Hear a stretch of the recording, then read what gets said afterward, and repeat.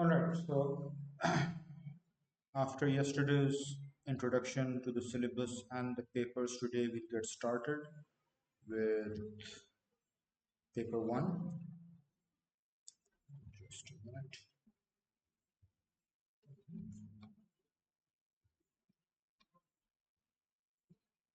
Let's just start.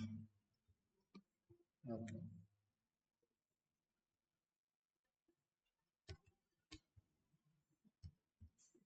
So, right, paper one is the reading paper, and the first task we have is the comprehension.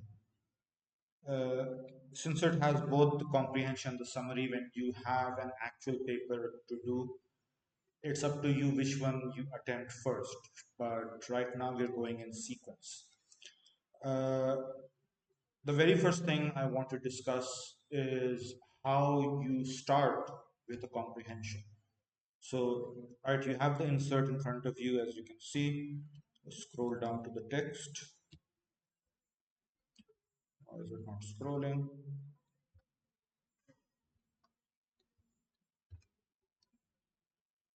Okay. So that's the text. We did have a look at it yesterday. Nameless. And then we have the question paper. Zooming out. And we have the questions. Now, students have a tendency to read the question and then find the answer. So they immediately start answering the questions. I don't know how you do it, right? But I say this from experience that they start answering the questions one by one. They read a question, then they go to the text, try and find the answer, and then come back to the next question.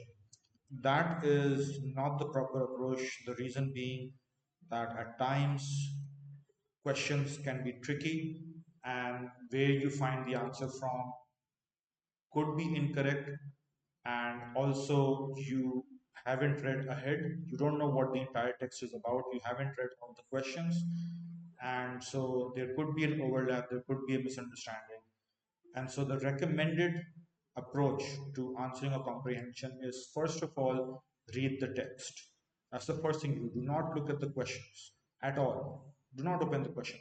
You get the insert, just read the text. Okay, so that's what we're going to do right now. And right, tell me when, right, so you can see the text on screen. Tell me when you want me to scroll, I will do so. And once you're done reading with the text, then we'll move to the questions and I'll guide you how to attempt them. So you can start reading now and let me know when to scroll. So scrolling,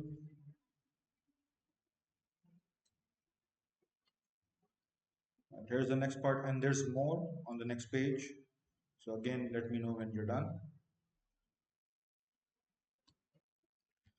So here's the last part. Yeah, so that's all of it.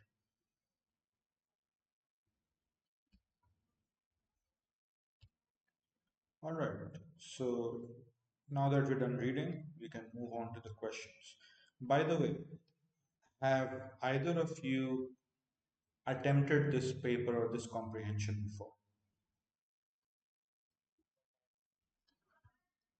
Really? Okay, both of you.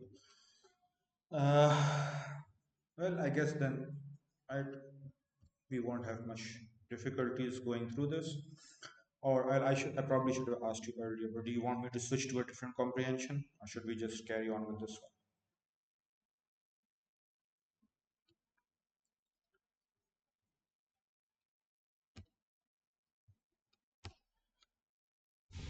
one? I think I will carry on. Okay, so now you can see the questions and what I want you to do, right? So when you're done reading with the text while attempting comprehension, what you should do is first go through all the questions. Right now, because the comprehension questions are split into question one and question two, what I want you to do right now is read all the questions that the sub questions that come under question one, right? So read that and again let me know when to scroll. This shouldn't take long. I'll tell you why I'm making you do this.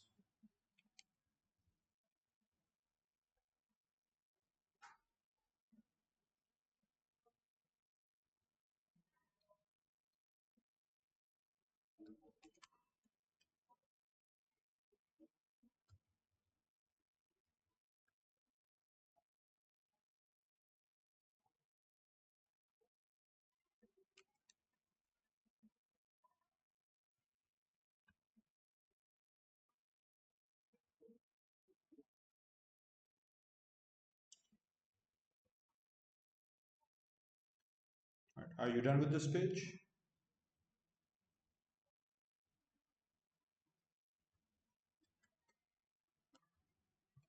Here's the rest of the sub questions for question one.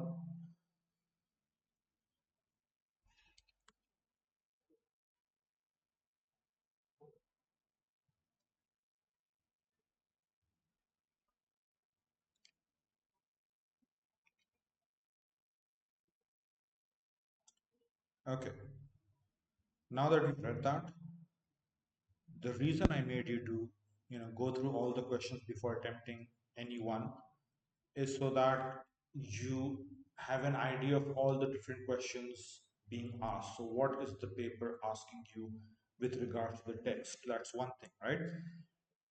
Linked to that, and more importantly, now you know what each question is asking, and keep in mind in Cambridge in comprehension generally, so let's say 90% or 95% of the time, 90% to be on the safe side, right?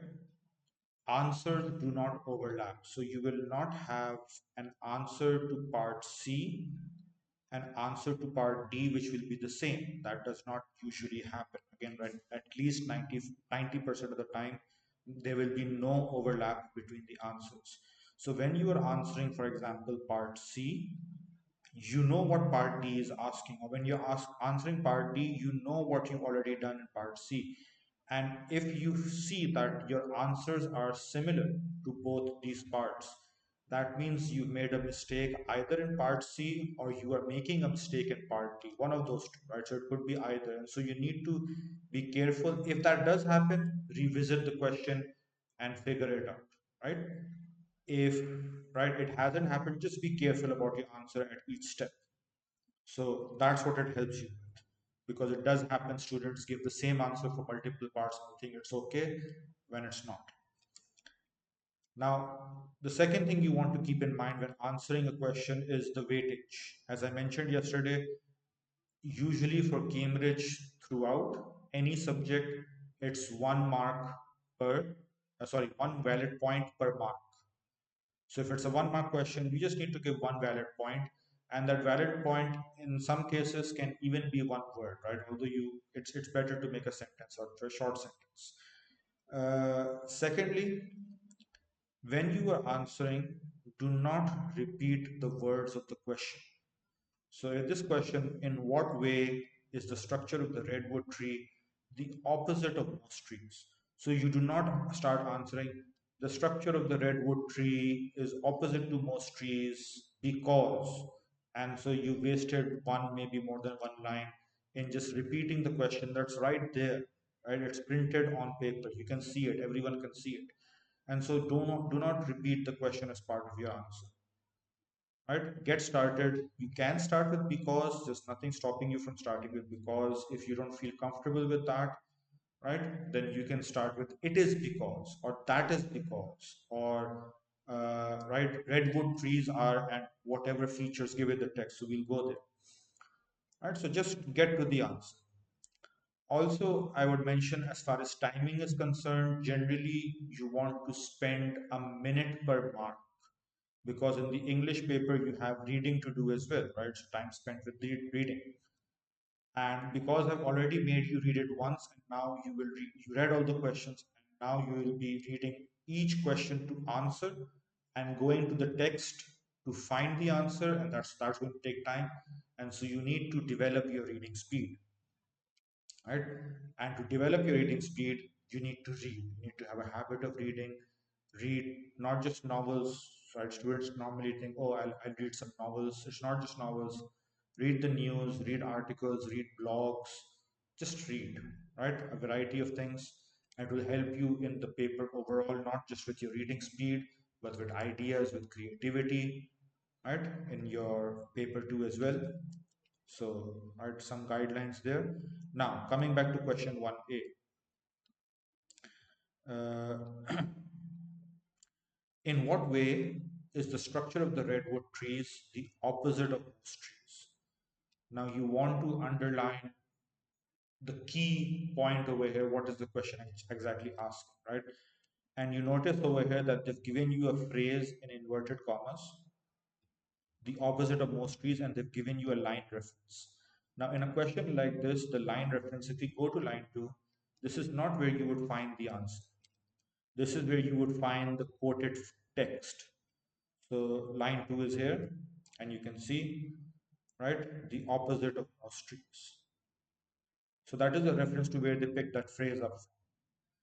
That means that the answer is somewhere in these 4 lines.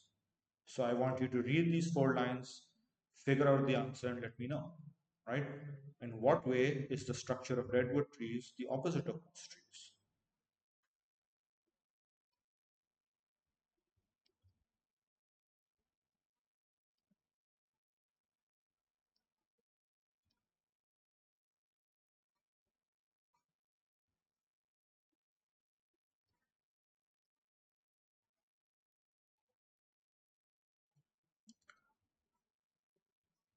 Have you found the answer?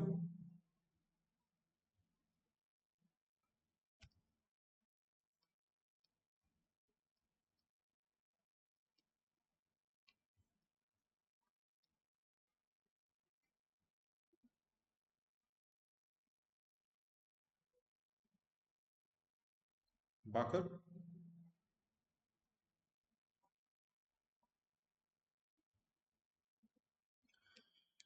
Right, so Amaruza, can you tell me what the answer could be?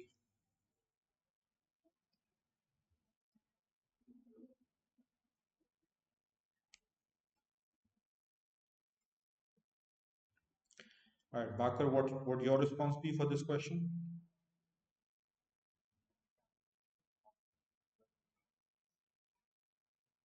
Okay, so we've got two different answers, right? One is that they become increasingly complicated and more massive higher up the ground. Now, Marza,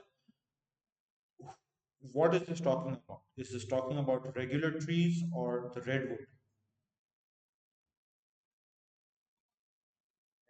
Redwood, okay. And uh, Bakar, the branches get smaller towards the top, right? Is this talking about regular trees or the redwood?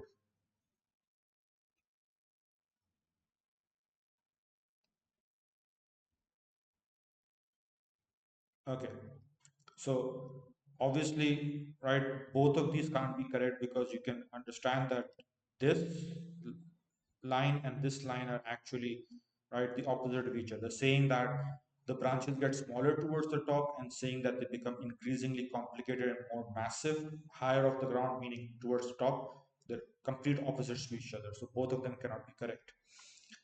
Now let's read this sentence.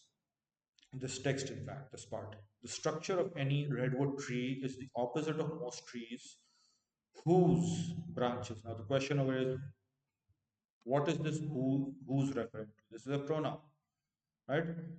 Whose branches get smaller towards the top. Now, this whose is referring to most trees, right? So, for most trees, the branches get smaller towards the top.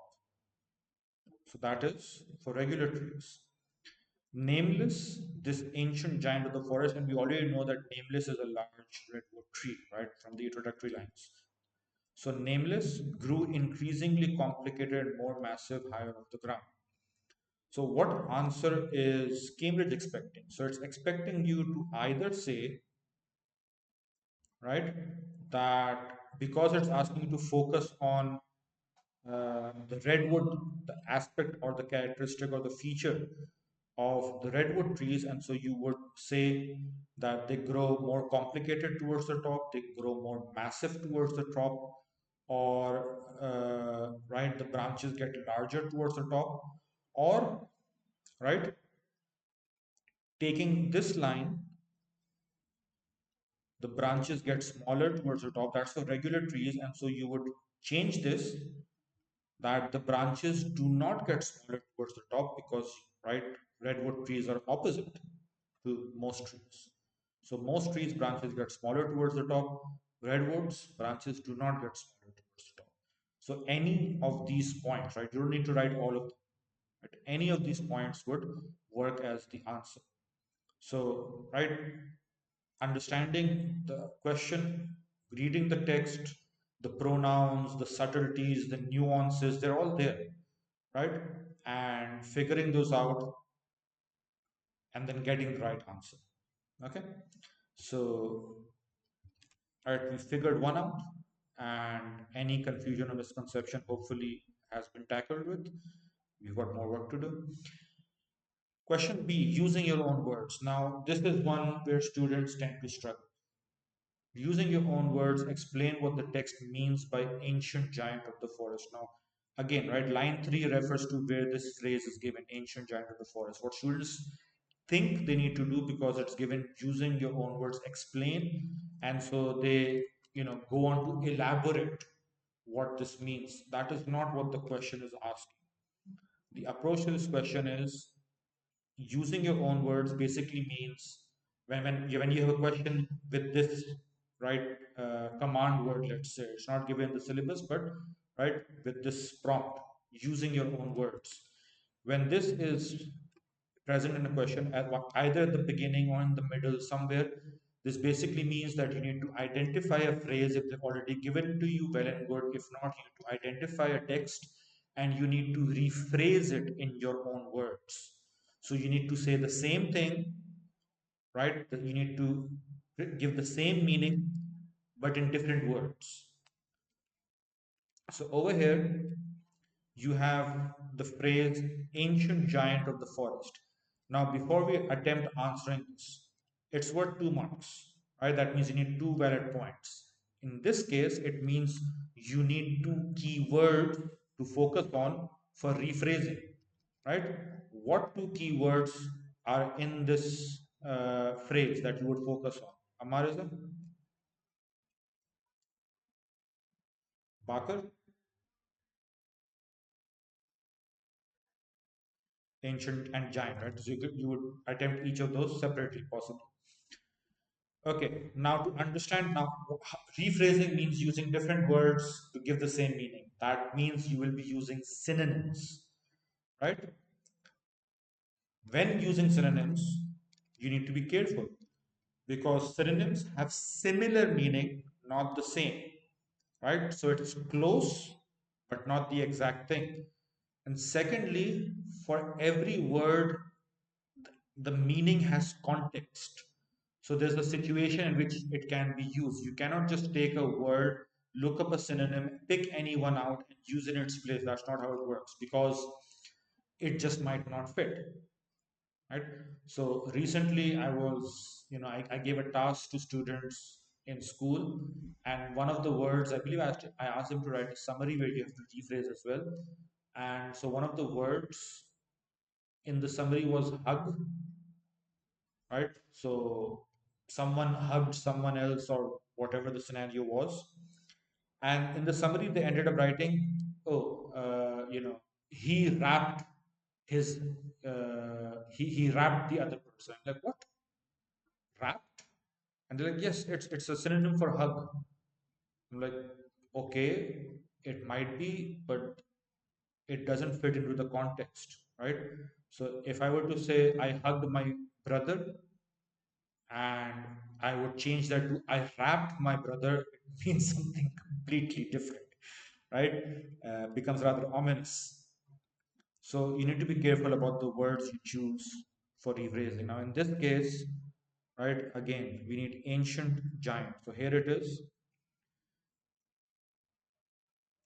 To figure out the context, of course, you will read these 4 lines to figure out what they're talking about. And then for each of these words, how would you answer? You can either write out a sentence fitting in this phrase with the synonyms for ancient giant, or more simply, it also works, write ancient on the first line, colon, write your synonym, giant on the second line, colon, write your synonym. That is also acceptable, right? If you want to keep it simple, you don't want to go into writing out a full sentence. So now, what synonym would you use to replace ancient?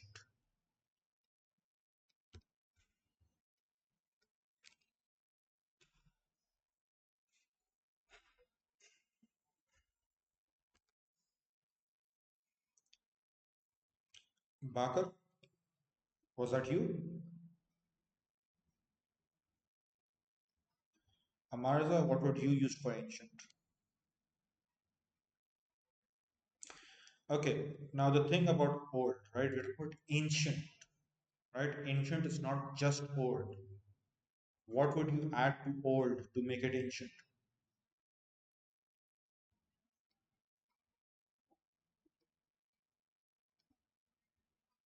It's simple. You add something to old to make it closer to ancient. How old is ancient?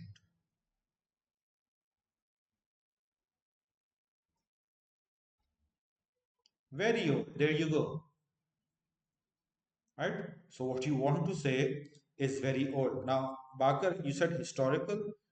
Again, right? So that is a possible synonym for ancient, but in this context, it won't work, right? Because historical means that it has some importance in some, time in the past, something happened, some event, right? And so that would be historical, right? And so right now we're just talking about it being old, very old. That's the context for ancient. It has no significance in terms of any era or any event or something that happened in history. And so historical would not be appropriate. Okay, so very old. What about giant? What would you use for giant?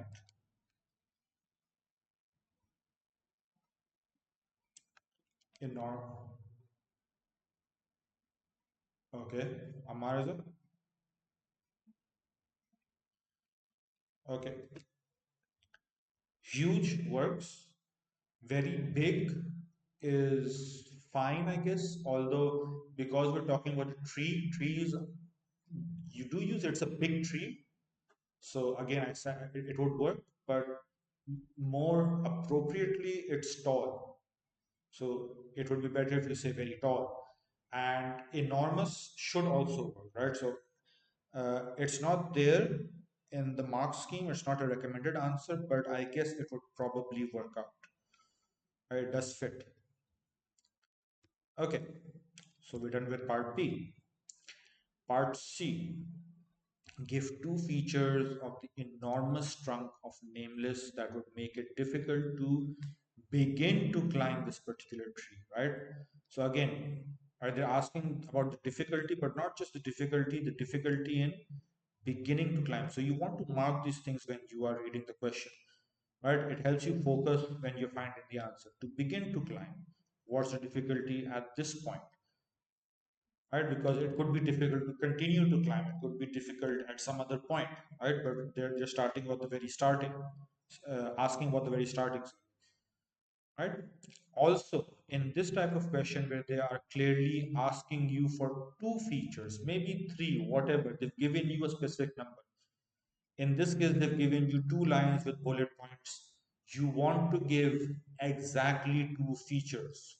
Less would mean you lose a mark anyway. Not it's not negative marking, it's because you only gave 1 point, so you get 1 mark.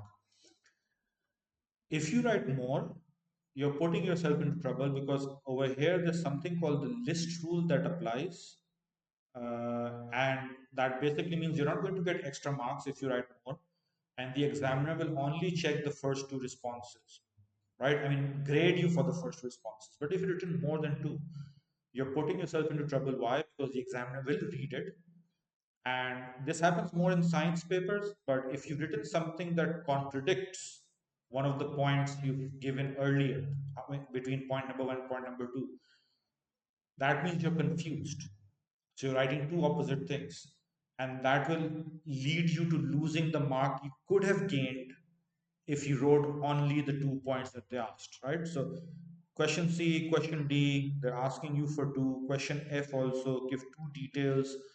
When they're clearly stating how many points they want, just give those many points. Okay, so again, give two features of the enormous trunk of nameless that would make it difficult to begin to climb this particular tree. Now, in this question, they've given you a range of lines 5 to 9. There's no quoted phrase over here. That means these lines are where you would expect to find the answer, right? as with the previous questions, the line reference was where the phrase was taken from. So the general vicinity in the text, right? So around line 3 or around line 2 is where you would try and find the answer. In this case, line 5 to 9 is paragraph 2. So the answer is somewhere here, right? So go ahead, have a read, and give me two features of the enormous trunk of nameless that would make it difficult to begin to climb.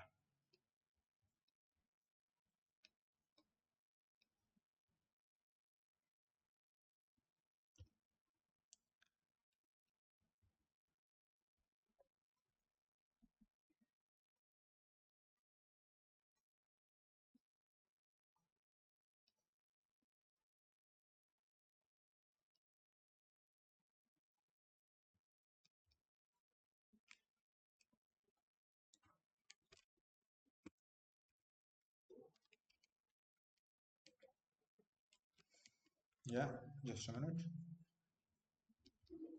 There you go, question C. Zoom in.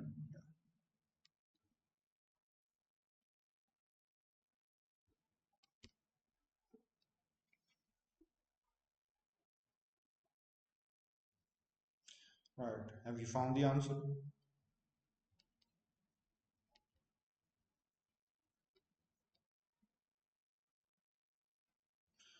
Right. Go ahead.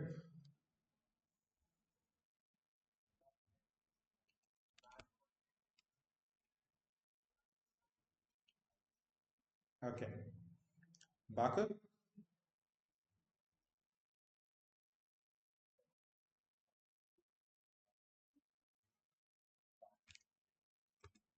far above the ground. Okay. So soft, the bark is soft and crumbly, so that is one point. Okay. And then, right, instead of saying far above the ground, what's the line over here? Far above the ground, a few small wispy branches popped out of the trunk, but there were no branches. So if you just say they were like, far above the ground, what? Okay, so you need to be specific, and so you would say there were no branches on its lower reaches. So those would be 2 points: soft, crumbly bark, and no branches on its lower reaches. So those are correct. Good work. Next question. Part D. Part D, no? Huh. Give two details that show the relentless speed with which a redwood tree can grow according to the text. So again, two details. They've quoted this, you got this phrase. So line 18 tells you where the phrase is coming from, with which a redwood tree can grow according to the text. Relentless speed. So we go to the text, we go to line 18. So that's the third paragraph. Yeah. And right, it's near the end. Relentless speed. Now, because it's near the end of the paragraph, you want to go back and read this whole thing, see if you find the answer should be here. So go ahead, have a read, tell me know what you find. Let me know what you find. Sorry.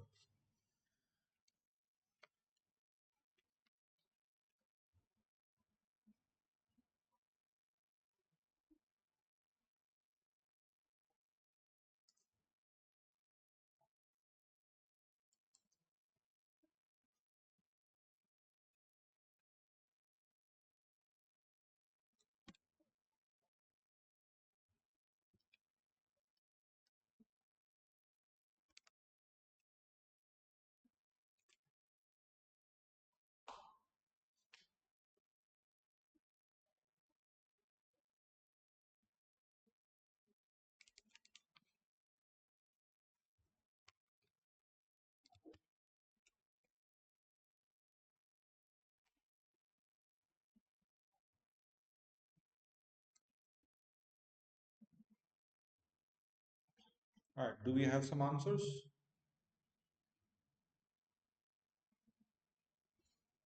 All right, Marza, what do you have?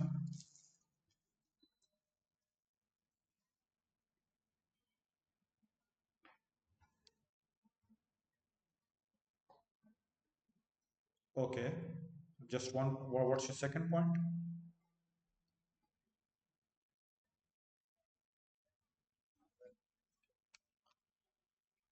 Okay. Now, what you said is it can grow from a seed into a tree that's an astonishing 16 meters tall in 20 years. There's a problem with that response, right? Because in 20 years could be any 20 years. Right? Remember, it's an English paper. So, right? And so you want to say in its first 20 years, because you would say, well, I am mentioning from a seed to 16 meters, and so that is by default automatically the first 20 years, but you want to write that out, right? Be specific, because you're like, oh, in 20 years, which 20 years? Right? Maybe the second 20 years after it's planted. So that's 40 years in total, nitpicking. So you want to mention its first 20 years. Secondly, I believe you said it can exceed 75 meters, maybe a slip of the tongue, it's 75 centimeters. Okay, Bakar, what's your response?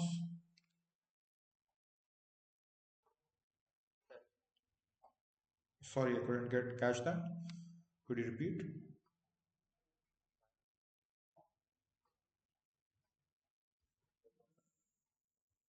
Same response, same 2 points, huh? Right.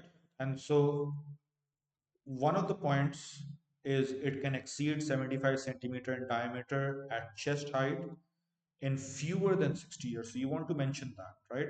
Because in terms of the age of tree, 60 years is not a lot. So that is very fast growth. Being 75 centimeter in diameter, that is massive. For the first point, right, you can either say that it grows to an astonishing 16 meters tall in the first 20 years of life. You don't need to mention the from a seed into a tree. You don't necessarily need to mention that part. You just say it grows an astonishing 16 meters tall in just in its first 20 years of life, or you say that in the first 20 years of life, it increases in height by nearly a meter annually. So this or that, both would count for 1 point, right? They're not three different points. So there are two options for 1 point, and then the second point is the 75 centimeter diameter at chest height. Okay, do we have time? We have time. Question E, 1 mark. Explain what Mo is thinking when he looked again at the lowest branch of a small tree standing next to nameless. You can see this entire line is quoted, it's inverted commas. And so line 22 refers to where you will find this line. Now, let me point out this is the first time you are encountering an implicit meaning question. What Mo is thinking is not given in the text. Okay, and they're asking you to explain. So if I just open up the syllabus and go to the command words,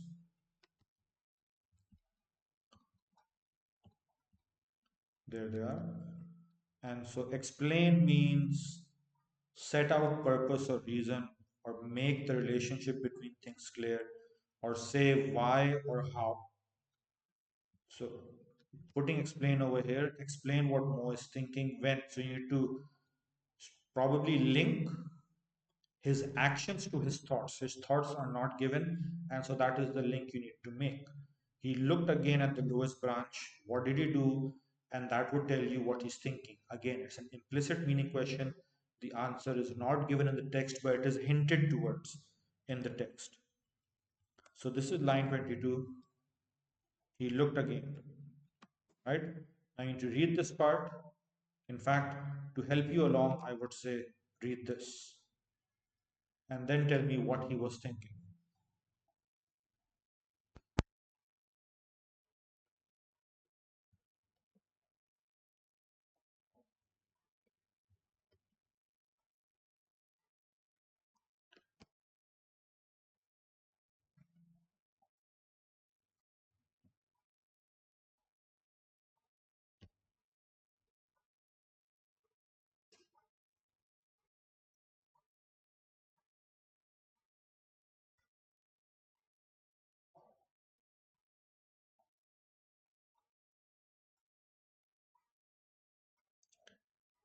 Any ideas?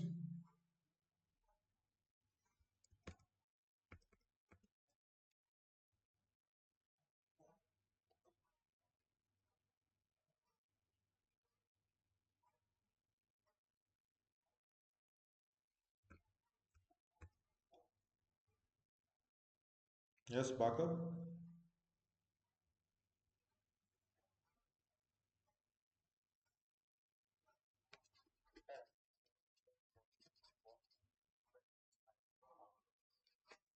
Explain it how. Explain it how. Yeah, carry on. Okay, right. So you're on the right track. Amarza, what do you think he was thinking?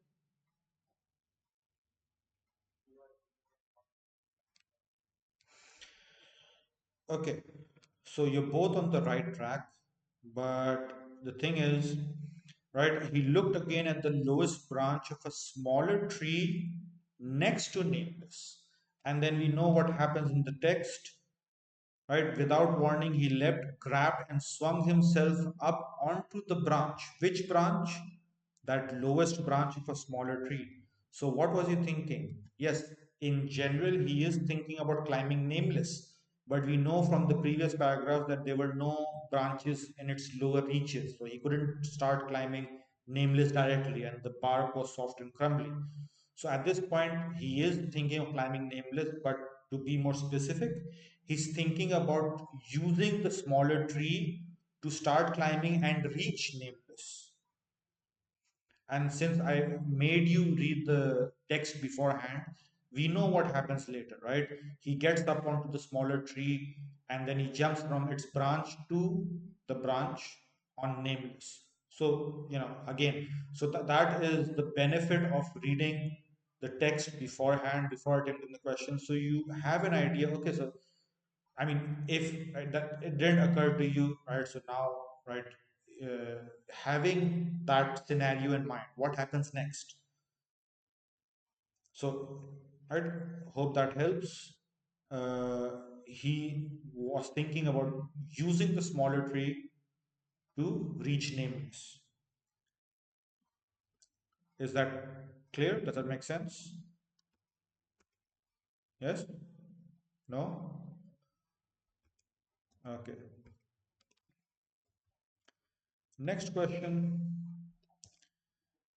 How does Mo feel about trying to climb nameless? Give two details from the text to support your answer. Now, this is question is worth 3 marks. 1 mark again about Mo's feeling, and 1 mark each for the details from the text to support your answer. This question is a mix of implicit and explicit meaning. The feeling part, just like we did in question E, that feeling part is implicit. You need to figure it out, right? Between line 22 and 34. Then, from between line 22 and 34, whatever feeling you identify, you come up with, right? You need to give two details from the text to support. Oh, I say he's feeling excited, maybe because the text says this. You could work with this question the other way around, right? Because they're asking for details to support your answer. What you can do is you can obviously read the text, underline, oh, so I think this line is important, this line is important. What feeling can I figure out from these two lines? Okay, right, I think he's feeling excited. And so you're working, right, opposite to the flow of the question, but that's fine in this case. So you figure out the details first and then use those details to come up with the feeling. Either way works. So implicit and explicit mixed, lines 22 to 34. Let's go to the text.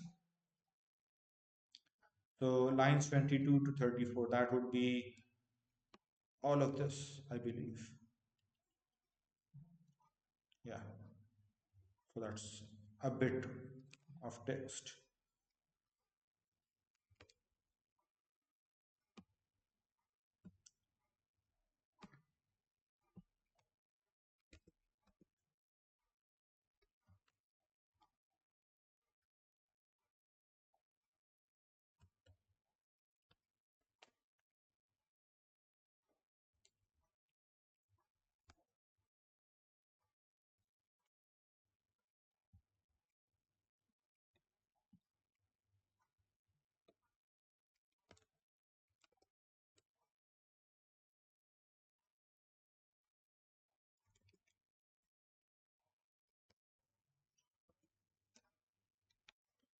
Not yet. Or maybe just the feeling, or maybe just the text.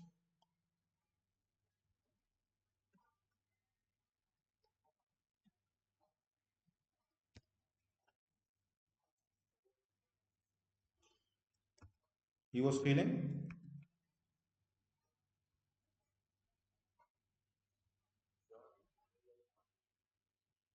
My screen isn't visible. Okay, just a sec. I will reshare.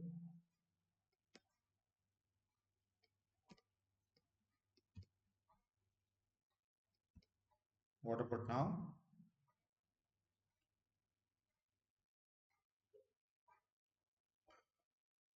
All right, Amariza, do you have a response? Nothing? No feeling, no supporting text?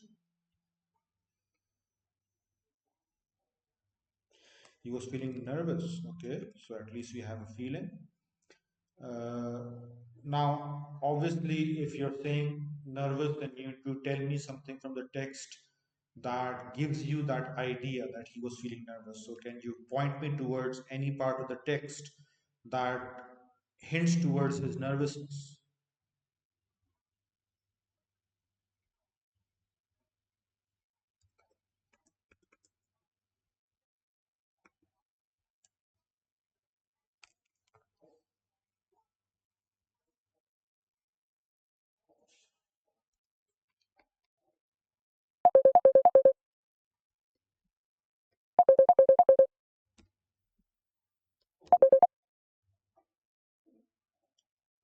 Yes?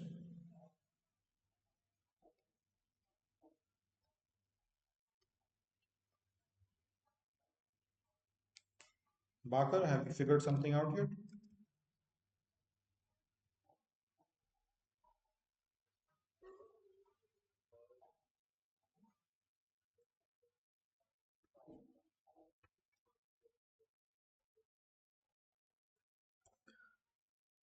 Okay.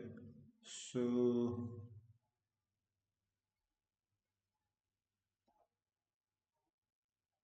wait, which line is that exactly?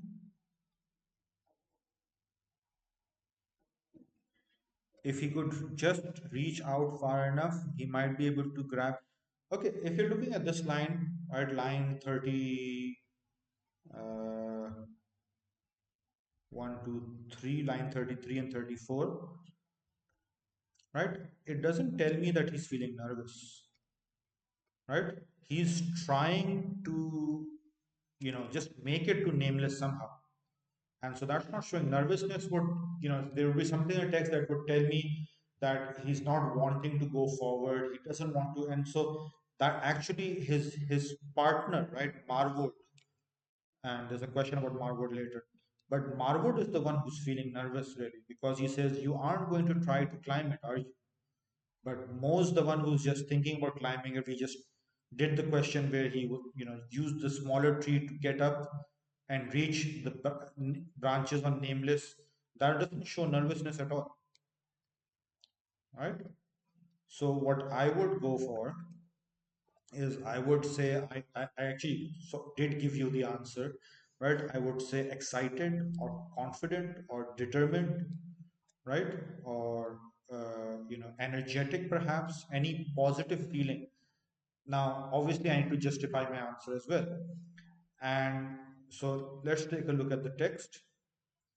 10 minutes later, Mo arrived at the top of the smaller tree. That shows excitement. That shows energy, right? It only took him 10 minutes to get to the top of the smaller tree, which he started climbing. Okay, the tree uh, had narrowed to a pole thinner than his wrist. Okay, fine. Slender branches curving. Okay, a little branch struck out directly in front of him. Mo wanted to grab that branch, right? He wanted to grab the branch on nameless. Again, determination, excitement, right? And there was a gap from the ground. Mo hadn't noticed that gap. Okay, and right, the line that you had read, right? He was thinking if he could just, reach out far enough, he might be able to grab it. So any of these stuff. write parts of the text, and obviously, the beginning part. Now here is where uh, it's not technically, it's not an overlap in the answer, but it is using the same part of the text, this part which you already did in the previous question, right? That his excitement or his energy was showing how without hesitation he started climbing the smaller tree. He just, it says without warning. So he just, got up, he jumped up, started climbing the smaller tree. And so any positive feeling along with supporting text would be right. So, right, nervousness, both of you said nervousness, it does not show nervousness at all on most part. Okay, so we've made it up till question G, right? G and H are the last two for question one. Unfortunately, we are out of time, so we'll continue this next class next week and then carry on with question two, right? In the meantime, obviously, you are welcome to practice on your own, and right, I mean, if you want, you can find the answers on your own, you can do that. Uh, or we could do it in class together. Obviously, that is what we'll be doing next time. And once we are done with this round of past paper practice, I will guide you towards additional resources, additional, not exactly additional, but other resources that you could use for practice uh, beyond the 1, 1, 2, 3 past papers, because you don't really have a lot of them. You only have like 2, 3 sessions worth of past papers so far. So, right, more of those, and right, how you can practice. Right, so I will see you next time, inshallah.